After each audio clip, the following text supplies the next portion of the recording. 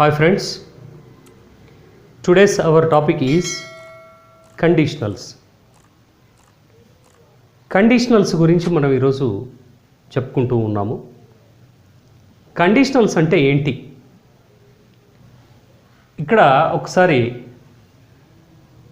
ఈ సెంటెన్సెస్ని అబ్జర్వ్ చేస్తే వీటి అన్నిటిలో కూడా మీకు ఒక పదం కామన్గా కనిపిస్తూ ఉంటుంది.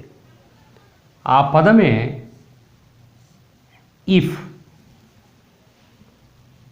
సో ఇఫ్ అనేటువంటి ఏదైనా సెంటెన్స్, ఇఫ్ ఉన్నటువంటి ఏదైనా కన్స్ట్రక్షన్ని యాక్చువల్గా కండిషనల్స్ అని అంటారు. వాటినే ఇంకొక పేరుతో ఇఫ్ క్లాజెస్ అని కూడా అంటారు. If clauses, this is the first point. Conditionals అంటే ఇఫ్ అనేటువంటిది ఉంటుంది. ఇఫ్తో ఉండేటువంటి స్ట్రక్చర్స్నే మనము కండిషనల్ సెంటెన్సెస్ అని అంటాము. వాటిని ఇఫ్ క్లాజెస్ అని కూడా అంటారు. ఇక్కడ రాసినటువంటి ఈ సెంటెన్సెస్లో మనం గమనిస్తే ఒక్కొక్క స్ట్రక్చర్లో రెండు రకాలైనటువంటి భాగాలు ఉన్నాయి. ఇఫ్తో కలిసి ఉన్నటువంటి సెంటెన్స్ ఒకటైతే దాని తర్వాత ఉన్నటువంటిది ఇంకొక సెంటెన్స్ భాగం. ఇఫ్తో కలిసి ఉన్నటువంటి సెంటెన్స్ని మనము సబార్డినేట్ క్లాస్ అని అంటాం. సబార్డినేట్ క్లాస్, లేదంటే దీన్నే డిపెండెంట్ క్లాస్ అని అంటారు. Dependent class. అట్లాగే ఇఫ్ సెంటెన్స్ తర్వాత ఉన్నటువంటి దానిని మెయిన్ క్లాస్ అని అంటారు.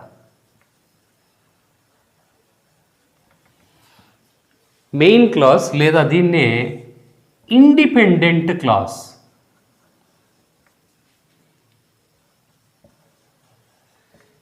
ఇండిపెండెంట్ క్లాస్ అని అంటారు. ఇండిపెండెంట్ అని అంటే స్వతంత్రమైంది. స్వతంత్రం ఎందుకు అనంటే దాని యొక్క మీనింగు కంప్లీట్గా ఉంటుంది. ఇఫ్ అనేటువంటి ఈ కంజంక్షను ఈ వాక్యానికి కలవడం వల్ల అది దాని మీనింగు డిపెండెంట్గా మారుతుంది. అందుకని డిపెండెంట్ క్లాజ్ అంటాం. For example, if you work hard, నువ్వు కష్టపడి పని చేస్తే ఏమవుతుంది? ఇన్కంప్లీట్ ఉంది meaning. You will get the job, నీకు జాబ్ వస్తుంది అనేటువంటిది. నీకు జాబ్ వస్తుంది అనేటువంటిది కంప్లీట్ మీనింగ్ ఉండేటువంటి సెంటెన్స్. ఇన్కంప్లీషన్ లేదు దాంట్లో. అందుకే దీన్ని ఇండిపెండెంట్ క్లాజ్ అని అంటాం. దీన్నేమో డిపెండెంట్ క్లాజ్ అంటాం. Clause is nothing but sentence. Clause అంటే ఏంటిదో కాదు, సెంటెన్స్ అనే. ఒక స్ట్రక్చర్లో రెండు సెంటెన్సెస్ ఉంటే ఏది కంప్లీట్ మీనింగ్ ఉండేటువంటిది, ఏది ఇన్కంప్లీట్ ఉండేటువంటి దాన్ని చెప్తాం. అట్లా స్ట్రక్చర్లో ఒకటి కంటే ఎక్కువ సెంటెన్సెస్ ఉన్నప్పుడు వాటిని క్లాజెస్ అని అంటాం. రెండవ దాంట్లో చూస్తే ఇఫ్ యూ వర్క్డ్ హార్డ్ అనేటువంటిది సబార్డినేట్ క్లాస్. ఇక్కడ you would get the job అనేటువంటిది మెయిన్ క్లాస్. మూడవ సెంటెన్స్లో కూడా if you had worked hard అనేటువంటిది సబార్డినేట్ క్లాస్. రిమైనింగ్ సెంటెన్సు ఇంకో సెంటెన్సు అది మెయిన్ క్లాస్. అంటే ఈ కండిషనల్ సెంటెన్సెస్లో మెయిన్గా మనకు కనిపించేటువంటిది రెండు క్లాజెస్ ఉంటాయి. రెండు రకాలైనటువంటి సెంటెన్సెస్ ఉంటాయి. అవి ఒకటి డిపెండెంట్ క్లాస్, దాన్నే సబార్డినేట్ క్లాస్ అంటాము. ఇంకొకటి మెయిన్ క్లాస్, దాన్నే ఇండిపెండెంట్ క్లాస్ అని అంటాం. ఈ రెండు ఇఫ్ అనేటువంటి దాంతో ఒక రెండు సెంటెన్సెస్ని ఇఫ్ అనే దాంతో కలుపుతున్నాము. కానీ మూడింటిలో అబ్జర్వ్ చేస్తే స్ట్రక్చర్స్ వేరే వేరే ఉన్నాయి. దీంట్లో ఒక రకమైన స్ట్రక్చర్, దీంట్లో ఒక రకమైన స్ట్రక్చర్, దీంట్లో ఇంకొక రకమైన స్ట్రక్చర్ ఉంది. If you had worked hard అనేటువంటి క్లాజ్లో పాస్ట్ పర్ఫెక్ట్ టెన్స్ ఉంది. ఇఫ్ యూ వర్క్డ్ హార్డ్ అన్నటువంటి దాంట్లో సింపుల్ పాస్ట్ టెన్స్ ఉంది. అట్లాగే ఇఫ్ యూ వర్క్ హార్డ్ అన్న దాంట్లో సింపుల్ ప్రజెంట్ ఉంది. ఈ యొక్క స్ట్రక్చర్స్ని బేస్ చేసుకొని మెయిన్ క్లాజ్ యొక్క స్ట్రక్చర్స్ కూడా ఉంటాయి. వాటిని బట్టే మీనింగ్ అనేటువంటిది వస్తూ ఉంది. ఓవరాల్గా ఈ ఇఫ్ అనేటువంటి కండిషనల్ క్లాజ్ కండిషన్ ఫుల్ఫిల్ అయితే జరిగేటువంటి యాక్షన్ ఎట్లా ఉంటుంది అన్నటువంటిదే ఈ కండిషనల్ సెంటెన్సెస్లో మనం చెప్తాం. ఇవి ఎన్ని రకాలు ఉన్నాయి అనేటువంటిది ఇప్పుడు తెలుసుకుందాం. సో పైన చెప్పినటువంటి సెంటెన్సెస్ ద్వారా మనము గ్రహించిన విషయాలు అబ్జర్వేషన్స్లో చూస్తే దీంట్లో ముఖ్యమైనటువంటివి ఒక 3 ఉన్నాయి. అవి ఇఫ్ అనేటువంటిది ఒక కంజంక్షను, 2 సెంటెన్సెస్ని అది కలుపుతూ అది కలిసి ఉన్నటువంటి వాక్యము సబార్డినేట్ క్లాజ్ అవుతుంది, ఇన్కంప్లీట్ మీనింగ్ ఉంటుంది అనేటువంటిది తెలుసుకున్నాం. అలాగే ఇఫ్ క్లాజ్ అంటే ఇఫ్ కలిగి ఉన్నటువంటి సెంటెన్స్ని మనము సబార్డినేట్ క్లాజ్ లేదా డిపెండెంట్ క్లాజ్ అని అంటున్నాము. ఎందుకు అనంటే మీనింగ్ ఇన్కంప్లీట్గా ఉంటుంది. For example, if you work hard, if you work hard, నువ్వు కష్టపడి పని చేస్తే, కష్టపడితే ఏమవుతుంది? కష్టపడితే ఇన్కంప్లీట్ మీనింగ్. ఈ ఇఫ్ వచ్చి కలవడం వల్లనే ఈ యొక్క వాక్యానికి ఇది ఇన్కంప్లీట్ మీనింగ్ వస్తుంది. దీన్నే మనము సబార్డినేట్ క్లాజ్ లేదనంటే డిపెండెంట్ క్లాజ్ అని అంటున్నాం. Dependent clause. దీని తర్వాత ఉన్నటువంటి వాక్యము ఏమవుతుంది అని అంటే అదర్ సెంటెన్స్, అది మెయిన్ క్లాజ్గా ఉంటుంది. Main clause is nothing but independent clause. మీనింగ్లో దాంట్లో కంప్లీట్నెస్ ఉంటుంది. For example, you will get the job. ఆ ఉద్యోగము నీకు వస్తుంది, ఆ ఉద్యోగం నీకు వస్తుంది. ఇది మీనింగ్ కంప్లీట్గా ఉంది కాబట్టి ఇది ఇండిపెండెంట్ క్లాస్ అని అంటున్నాం. లేదు అనంటే దీన్ని ఏమంటామంటే మెయిన్ క్లాస్ అని కూడా అనవచ్చు. ముఖ్యమైనటువంటిది. సో ఈ విధంగా మనకు ఇఫ్ కండిషన్స్లో ఉండేటువంటి స్ట్రక్చర్స్ ఉంటాయి.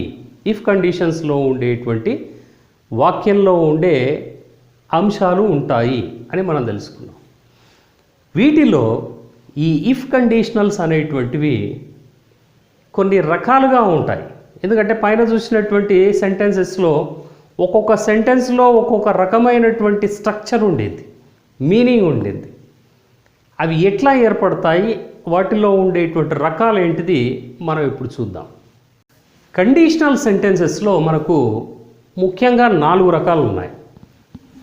ఒకటి జీరో కండిషన్, రెండవది పాసిబుల్ కండిషన్, మూడవది ఇంప్రాబబుల్ కండిషన్ లేదా దాన్నే హైపోథెటికల్ కండిషన్ అని అంటారు, నాలుగవది అన్ఫుల్ఫిల్డ్ కండిషన్. ఈ విధంగా 4 రకాలు ఉంటాయి. ఈ 4 రకాలైనటువంటి వాటిల్లో ఉండేటువంటి స్ట్రక్చర్ ఏంటిది, దాని మీనింగ్ ఏమొస్తుంది, కొన్ని ఎగ్జాంపుల్స్ తోటి దాన్ని బెటర్గా అండర్స్టాండ్ చేసుకోవడానికి చూద్దాం. కండిషనల్స్లో మొదటిది జీరో కండిషన్. జీరో కండిషన్లో చూస్తే స్ట్రక్చర్ ఏముంటుంది అని అంటే ఇఫ్తో పాటుగా 2 సింపుల్ ప్రజెంట్లో ఉండేటువంటి కన్స్ట్రక్షన్స్ ఉంటాయి. అంటే సబార్డినేట్ క్లాజు సింపుల్ ప్రజెంట్లో ఉండాలి, మెయిన్ క్లాజు కూడా సింపుల్ ప్రజెంట్లో ఉండాలి. ఇది జీరో కండిషన్కి ఉండేటువంటి స్ట్రక్చర్. దీంట్లో ఏం చెప్తాము అనంటే కండిషన్తో పాటుగా జనరల్ ట్రూత్స్ గురించి చెప్తాము. ఇది usage to talk about general truths with condition, based on condition అనేటువంటిది జీరో కండిషన్లో మనం మాట్లాడుతూ ఉంటాం. వాటిలో కొన్ని ఎగ్జాంపుల్స్ తోటి మనం అర్థం చేసుకుందాం. ఫస్ట్ కండిషన్లో జీరో కండిషన్. జీరో కండిషన్లో ఏం చెప్పుకున్నాము? స్ట్రక్చర్ గురించి చెప్పుకున్నాము. ఇఫ్తో పాటుగా సబార్డినేట్ క్లాజు సింపుల్ ప్రజెంట్లో ఉంటుంది, మెయిన్ క్లాజు సింపుల్ ప్రజెంట్లో ఉంటుంది. ఫస్ట్ క్లాజెస్ని మనం రికగ్నైజ్ చేద్దాం. ఇఫ్తో కలిసి ఉండేటువంటి దీన్ని సబార్డినేట్ క్లాజ్ అని అంటాం. మెయిన్ క్లాజు ఇది మెయిన్ క్లాజ్ అవుతుంది. రెండవ వాక్యంలో కూడా సబార్డినేట్ క్లాజు ఇఫ్తో కలిసి ఉండేటువంటి వాక్యం, ఇంకో సెంటెన్సు మెయిన్ క్లాజ్ అవుతుంది. Subordinate clause, main clause, right. And check the structure now. సబార్డినేట్ క్లాజ్లో ఇఫ్తో పాటుగా సింపుల్ ప్రజెంట్ ఉండాలి. సింపుల్ ప్రజెంట్ అంటే ఏంటిది? సబ్జెక్ట్తో పాటుగా వర్బ్ ప్రజెంట్ ఫామ్ కానీ వర్బ్ ఎస్ ఫామ్ కానీ ఉంటుంది. సో ఇక్కడ ఇది సబ్జెక్ట్, ద హిమాలయాస్, మెల్ట్ అనేటువంటిది verb in present form. Main క్లాజ్లో కూడా వాటర్ లెవెల్ అనేటువంటిది సబ్జెక్ట్, ఇంక్రీజెస్ అనేటువంటిది S form verb S. So ఇది ప్రజెంట్ ఫామ్లో ఉంది, ఇది ప్రజెంట్ ఫామ్లో ఉంది, రైట్, క్లియర్. సో ఇది జీరో కండిషన్లో ఉన్నటువంటి సెంటెన్సు అనేది మీనింగ్ ఏంటి చూద్దాం. ఇఫ్ ద హిమాలయాస్ మెల్ట్, హిమాలయాలు కరిగితే ఏం జరుగుతుంది? Water level increases in seas అని అన్నారు. సముద్రాల్లో వాటర్ లెవెల్ అనేటువంటిది, నీటి మట్టాలు అనేటువంటివి పెరుగుతాయి. అది జీరో కండిషన్ అంటే ఆటోమేటిక్గా జరిగినప్పుడు ఇది జరుగుతుంది, అది జరుగుతుంది, ఇది జరుగుతుంది, రెండింటికి సైమల్టేనియస్గా ఆ యాక్షన్స్ ఉన్నాయి అనేటువంటిది జీరో కండిషన్. రెండవ దాంట్లో చూద్దాం. వి అనేది సబ్జెక్ట్, హీట్ అనేటువంటిది verb in present form. So if condition అనేటువంటిది ప్రజెంట్లో ఉంది, సింపుల్ ప్రజెంట్లో ఉంది. అట్లాగే ఇట్ మెల్స్, ఇట్ అనే సబ్జెక్ట్, మెల్స్ అనేటువంటిది verb S form. S form verb singular subject తోటి వస్తుంది అని మనం కాంకర్డ్లో తెలుసుకున్నాం. ఈ షీ ఇట్ తోటి లేదంటే ఏమైనా సింగులర్ నెంబర్లో ఉండేటువంటి నౌన్స్ సబ్జెక్ట్గా వస్తే సింపుల్ ప్రజెంట్లో ఎస్ ఫామ్ వర్బ్ ఉంటుంది అని చెప్పుకున్నాం. సో స్ట్రక్చర్ సరిపోయింది. మీనింగ్ వస్తే if we heat ice it melts, మంచును వేడి చేస్తే కరిగిపోతుంది. అంటే ఏమన్నట్టు కండిషన్ ఏంటిది అని అంటే అది జరిగినప్పుడు ఇది ఆటోమేటిక్గా జరుగుతుంది, దట్ హ్యాపెన్స్ అనేటువంటి.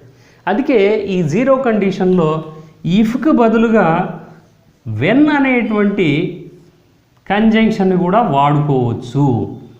When we heat ice it melts అనేటువంటిది. సో జీరో కండిషన్లో అదొక వెసులుబాటు ఉంది. మూడవ సెంటెన్స్లోకి వస్తే ఇట్ అనేటువంటి సబ్జెక్టు, రెయిన్స్ అనేటువంటిది వర్బ్ ఇన్ ఎస్ ఫామ్ ఉంది. అట్లాగే ద లాన్ అనేటువంటిది సబ్జెక్టు, ఇక్కడ గెట్స్ అనేటువంటిది కూడా వర్బ్ ఎస్ ఫామ్లో ఉంది. So in the way both the sentences subordinate class and main class in simple present. ఇక్కడ కూడా జీరో కండిషన్ ఏంటిది అంటే వర్షం పడితే ఉండేటువంటి లాన్ అనేటువంటి తడుస్తుంది, అదైనప్పుడు ఆటోమేటిక్గా ఇది జరిగిపోతుంది. సో జీరో కండిషన్లో ఉండేటువంటి విషయం ఈ విధంగా ఉంటుంది. కండిషన్స్ టైప్స్లో రెండవది పాసిబుల్ కండిషన్. ఈ పాసిబుల్ కండిషన్లో సబార్డినేట్ క్లాజ్ అనేటువంటిది సింపుల్ ప్రజెంట్లో ఉంటే మెయిన్ క్లాజ్ అనేటువంటిది సింపుల్ ఫ్యూచర్లో ఉంటుంది. సింపుల్ ఫ్యూచర్ అంటే ఏంటి? విల్ కానీ షల్ కానీ వర్బ్ ప్రజెంట్ ఫామ్ వస్తుంది అని అన్నట్టు. ఇది ఎందుకు ఉపయోగిస్తారు? దీన్ని యాక్చువల్గా to talk about a possible result based on the fulfilment of the condition అని అన్నా. ఇఫ్ కండిషన్ అనేటువంటిది ఫుల్ఫిల్ అయితే, అది జరిగితే, రిజల్ట్ అనేటువంటిది దాన్ని బేస్ చేసుకొని ఉండేటువంటి యాక్షన్ యొక్క ఫలితము, యాక్షన్ జరగడానికి అవకాశం ఇంకా ఉంది. పాసిబుల్ కండిషన్, పాసిబుల్ అంటే జరిగే అవకాశం ఉంది అని చెప్పేటువంటి సందర్భంలో దీన్ని ఉపయోగిస్తూ ఉంటాము. ఇది ఎక్కువగా వాడడం జరుగుతూ ఉంటుంది. దీని మీనింగ్ అనేటువంటిది ఎగ్జాంపుల్స్ ద్వారా చూద్దాం.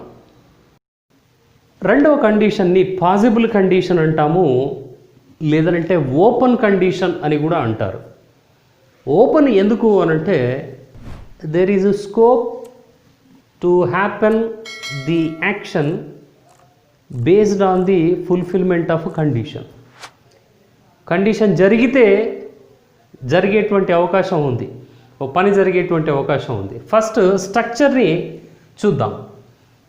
సబార్డినేట్ క్లాజు సింపుల్ ప్రజెంట్లో ఉండాలి. Yes, you smoke. స్మోక్ అనేది వర్బ్ ప్రజెంట్ ఫామ్లో ఉంది, సింపుల్ ప్రజెంట్లో ఉంది. మెయిన్ క్లాజు సింపుల్ ఫ్యూచర్లో ఉండాలి. విల్ ఉంది, గెట్ అనే వర్బ్ ప్రజెంట్ ఫామ్ ఉంది కాబట్టి అది సింపుల్ ఫ్యూచర్లో ఉన్నట్టు. ఇది సబార్డినేట్ క్లాస్, ఇది మెయిన్ క్లాస్. అట్లాగే రెండవ దాంట్లో he finds A job. He అనేటువంటి సబ్జెక్టు, ఫైండ్స్ అనేటువంటిది వర్బ్ ఎస్ ఫామ్లో ఉంది, సింపుల్ ప్రజెంట్లో ఉంది. అట్లాగే మెయిన్ క్లాజ్ ఇక్కడ మనకు విల్తో పాటుగా వర్బ్ ప్రజెంట్ ఫామ్లో ఉంది కాబట్టి మెయిన్ క్లాజ్ సింపుల్ ఫ్యూచర్లో ఉంది. మూడవ దాంట్లో కూడా సేమ్, వి మీట్ అనేటువంటిది ఇదేమో సబ్జెక్టు వర్బ్ ఇన్ ప్రజెంట్ ఫామ్లో ఉంది కాబట్టి ప్రజెంట్ ఫామ్. మెయిన్ క్లాజు ఫ్యూచర్లో ఉంది, సింపుల్ ఫ్యూచర్లో ఉంది. So this is main class. Structure కరెక్ట్గా ఉంది. Now we'll see the meaning. If you smoke, you will get cancer. నీ క్యాన్సర్ వచ్చే అవకాశం ఉంది, క్యాన్సర్ రావచ్చు ఎప్పుడు, ఇన్ ఫ్యూచర్. ఆ పాసిబిలిటీ ఎప్పుడు అనంటే ఈ కండిషన్ ఫుల్ఫిల్ అయితే, నువ్వు స్మోక్ చేస్తే క్యాన్సర్ రావచ్చు, చేయకపోతే రాదు. సో కండిషన్ అది. If he finds a job, he will stay in the city. అతను సిటీలో ఉంటాడు. ఎప్పుడు అనంటే జాబ్ వస్తే ఇది జరగడానికి పాసిబిలిటీ ఉంది అని అన్నట్టు. That is possible condition. మూడవ సెంటెన్స్లో కూడా if we meet at 9 AM, 9 గంటలకు కానీ కలిస్తే, we will have enough time to discuss the matter. ఆ విషయం గురించి మనం మాట్లాడుకోవడానికి, చర్చించుకోవడానికి కావలసినంత సమయం ఉంటుంది. ఈ కావలసినంత సమయం ఎప్పుడు ఉంటుంది అంటే ఈ కండిషన్ ఫుల్ఫిల్ అయితే దీనికి పాసిబిలిటీ ఉంది. సో ఇట్లా దీనిని పాసిబుల్ కండిషన్, ఓపెన్ కండిషన్ అని అంటాం.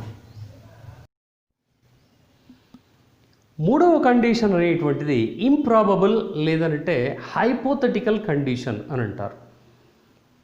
హైపోథెటికల్ అంటే it is something based on unreal.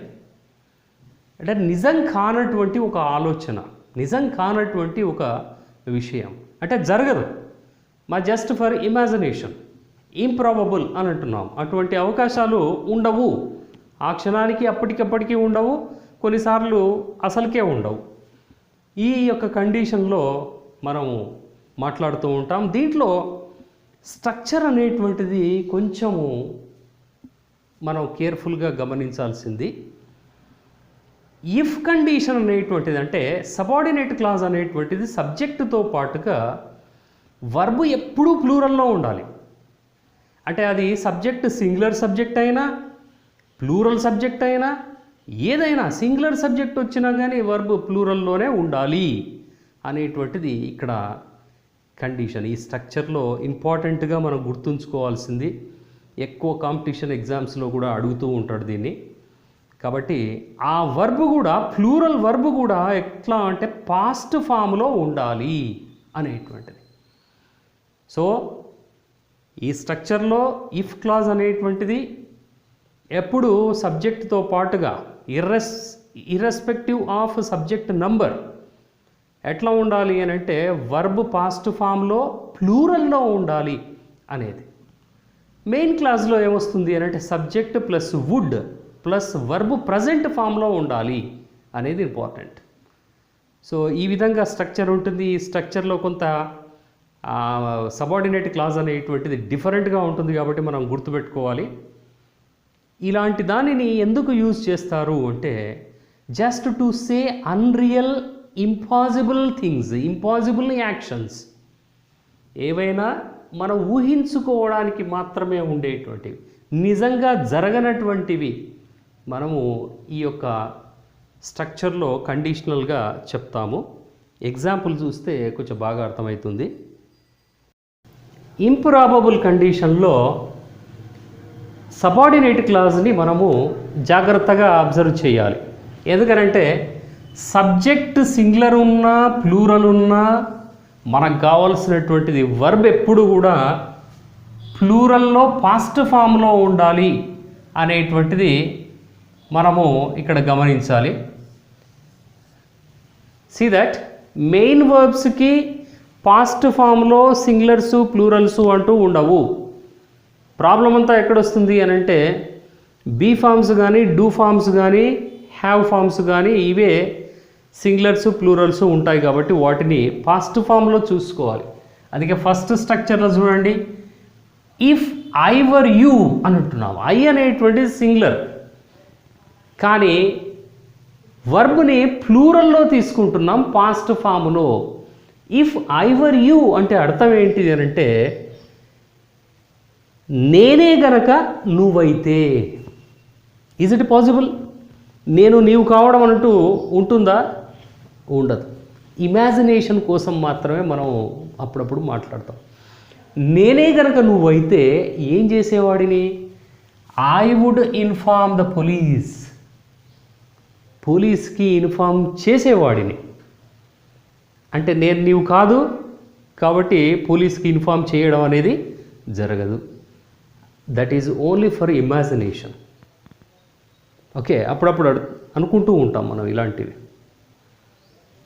రెండవ దాంట్లో చూస్తే ఇఫ్ యూ స్పోక్ లౌడర్, నువ్వు పెద్దగా మాట్లాడితే వీ వుడ్ బీ కంఫర్టబుల్, సుఖంగా ఉండేది. ఎప్పుడు మాట్లాడినా పెద్దగా మాట్లాడడం అంటే ఇది అయ్యేటువంటిది కాదు, జస్ట్ ఫర్ ఇమాజినేషన్. అంటే నువ్వు ఎప్పుడు పెద్దగా మాట్లాడవు, ఎప్పుడు కూడా కంఫర్టబుల్గా ఉండదు. That is. ఇక్కడ third one, I got the lottery అని అన్నాడు. లాటరీ వచ్చింటే I would buy a car. అంటే ఇవి ఆ క్షణానికి మాత్రమే మనం అనుకుంటాం. ఆ యొక్క మాట్లాడుతున్నప్పుడు అనుకునేటువంటివి సపోజిషన్స్ అని కూడా అనవచ్చు వీటిని. సపోజ్ అని అంటే అనుకోవడం, ఆ యొక్క టైంకి సందర్భానికి అనుగుణంగా ఆ టైంలో మాత్రమే అరే ఇట్లా జరిగింటే బాగుండేది అని అనుకుంటా, కానీ ఆ టైంకి అవి జరగవు. సో లాటరీ తగిలింటే కారును కొంటుంటి, అంటే ఆ టైంకి లాటరీ లేదు, తగిలింది లేదు, కారుని కొన్నది లేదు. So only supposition, unreal things. కాబట్టి వీటిని స్ట్రక్చర్ చూస్తూ ఇవి ఓన్లీ హైపోథెటికల్ కండిషన్స్ అని మనం గుర్తించాలి. కండిషనల్ సెంటెన్సెస్లో లాస్ట్ది అన్ఫుల్ఫిల్డ్ కండిషన్. ఇది కూడా ఎక్కువగా ఏంటిది అని అంటే కాంపిటేటివ్ ఎగ్జామ్స్లో అడుగుతూ ఉంటారు. దీని స్ట్రక్చర్ కూడా డిఫరెంట్గా ఉంటుంది. ఇఫ్ కండిషన్గా ఏముంటుంది అని అంటే పాస్ట్ పర్ఫెక్ట్ టెన్స్ ఉంటుంది, అది సబార్డినేట్ క్లాజ్ అవుతుంది. పాస్ట్ పర్ఫెక్ట్ టెన్స్ ఏంటి అని అంటే సబ్జెక్టుతో పాటుగా హ్యాడ్ ప్లస్ వర్బ్ పాస్ట్ పార్టిసిపుల్లో ఉండాలి. అట్లాగే మెయిన్ క్లాజ్ దీంతో పాటుగా subject plus would have plus verb past పార్టిసిపుల్లో ఉండాలి అని అన్నట్టు. కొన్నిసార్లు వుడ్ హ్యావ్ బదులుగా షుడ్ హ్యావ్ రావచ్చు, కుడ్ హ్యావ్ రావచ్చు, మైట్ హ్యావ్ రావచ్చు. ఇది మిక్స్డ్గా వస్తుంది, కానీ అన్ఫుల్ఫిల్డ్ ఎప్పుడూ కూడా వుడ్ హ్యావే ఉంటుంది.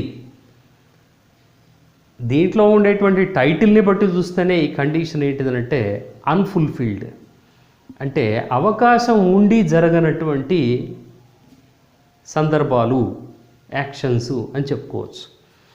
అంటే to refer to past unfulfilled things imaginary past condition and it's a probable past result అని అంటున్నాను. ఇది యూసేజ్. ఇమాజినరీ పాస్ట్ కండిషన్ అంటే అట్లా జరిగి ఉండింటే మనకు రిజల్ట్ ఇట్లా వచ్చి ఉండేది అని చెప్పేటువంటి కండిషన్స్ ఇవి. నువ్వు హార్డ్ వర్క్ చేసి ఉండింటే పాస్ అయ్యి ఉండేవాడివి అనేటువంటిది ఒకటి. అంటే అక్కడ హార్డ్ వర్క్ చేయడానికి అవకాశం ఉండినది.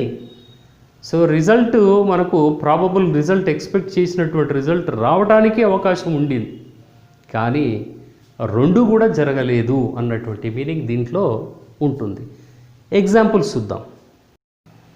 Last condition unfulfilled condition. దీంట్లో మొట్టమొదటగా మనము స్ట్రక్చర్ని అబ్జర్వ్ చేద్దాం. సబార్డినేట్ క్లాజ్లో ఏమేమి స్ట్రక్చర్స్ ఉన్నాయి. సో ఇఫ్తో ఉండేటువంటి దాన్ని సబార్డినేట్ క్లాజ్ అంటున్నాం కదా. సబార్డినేట్ క్లాజ్లో subject, had, verb, past participle, PP అంటే పాస్ట్ పార్టిసిపుల్ రాస్తున్నాను. సో ఇది ఈ స్ట్రక్చర్ మొత్తం కూడా ఏంటిది అని అంటే ఇది past perfect tense. Right, past perfect tense subordinate clause ఉంది. మెయిన్ క్లాజ్లో వుడ్, హ్యావ్, దీంతో పాటుగా వర్బ్ పాస్ట్ పార్టిసిపుల్ ఉంది. కాబట్టి స్ట్రక్చర్ కరెక్ట్గా ఉంది. మీనింగ్ చూస్తే unfulfilled. If you had looked carefully, నువ్వు సరిగ్గా చాలా జాగ్రత్తగా చూసి ఉండింటే you would have found the book, ఆ కావలసినటువంటి ఆ పుస్తకం దొరికి ఉండేది. ఎప్పుడది దొరికి ఉండే దానికి అవకాశం అని అంటే చూసి ఉండింటే. ఇదంతా కూడా past condition, probable past result ఇది. సో రెండిటికి అవకాశం ఉంటుంది, రెండు కూడా జరగలేదు, అందుకే అన్ఫుల్ఫిల్డ్. అండ్ సెకండ్ దాంట్లో చూద్దాం.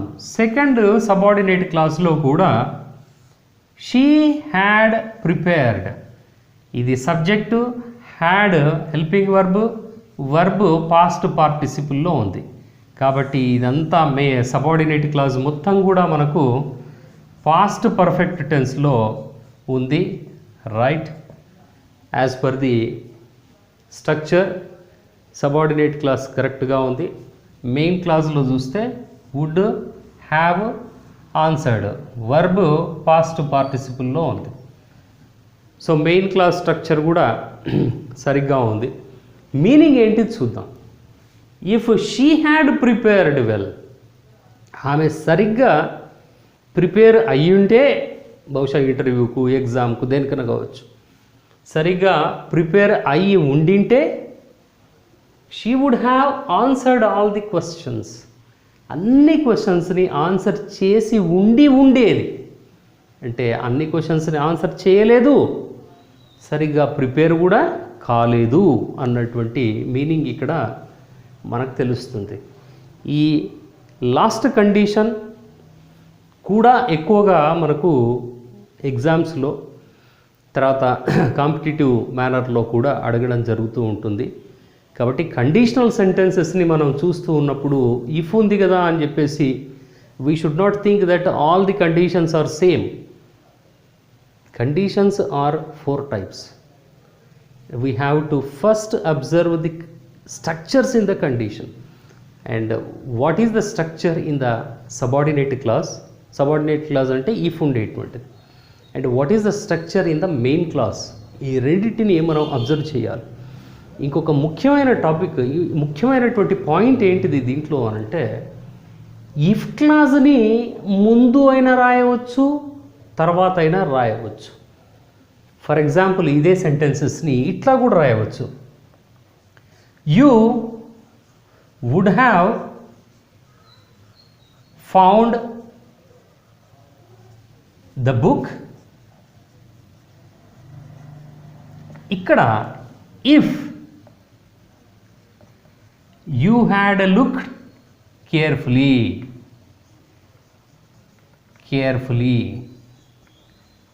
అంటే ఇక్కడ ఇఫ్ కండిషన్ సబార్డినేట్ క్లాజ్ అనేటువంటిది మనము వెనక్కి కూడా రాసుకోవచ్చు. మెయిన్ క్లాజ్ని ముందు రాసి సబార్డినేట్ క్లాజ్ని వెనక్కి కూడా రాసుకోవచ్చు, తప్పేం కాదు. ఇట్లా అన్ని 4 రకాలైనటువంటి కండిషన్స్లో కూడా ఒక్కోసారి మెయిన్ క్లాజ్ ముందు రావచ్చు, దాని తర్వాత ఇఫ్ క్లాజ్ సబార్డినేట్ క్లాజ్ తర్వాత రావచ్చు. ఇది చూస్తే she would have answered all the questions if she had prepared well. If clause చివరిలో కూడా రాసుకోవచ్చు, తప్పు కాదు. సో ఈ రకంగా కూడా అడుగుతూ ఉంటాడు. ఈ యొక్క పాయింట్ను కూడా గుర్తుపెట్టుకోవాలి.